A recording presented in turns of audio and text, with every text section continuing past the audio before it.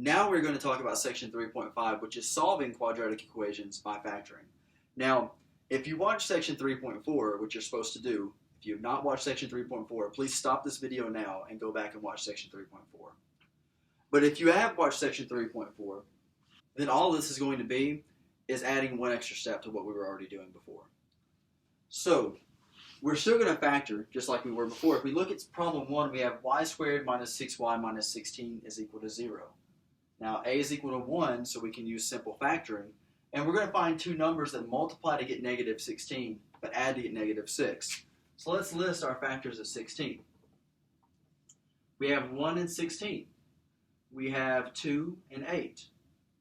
We have 4 and 4. Those are all of our factors. So this is subtracted, so we're going to have to make our larger numbers negative to accommodate for that. And we see that the pair of factors that match up is 2 and negative 8.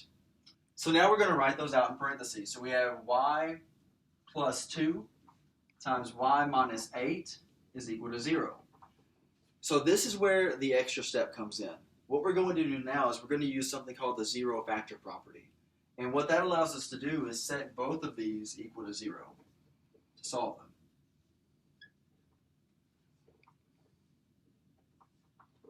And then we just go through and we solve for y in both cases. So in the first equation, we get y is equal to negative 2. In the next equation, we add 8 to both sides, and we get y is equal to 8. For our next example, we have t squared minus 7t is equal to 0. Now, remember that the first thing we're always supposed to do whenever we're looking at factoring is to check to see if there's a greatest common factor. We look right here, we do see that we can pull a t out of both of these terms. So let's go ahead and do that. So that's going to be t times t minus 7 is equal to 0. Now, we've actually done all the factoring that we can do. And if you see, we've got two expressions that are multiplied by one another, so we can use the zero factor property to set both of these equal to 0. So we see t is equal to 0, and that's going to be one of our answers.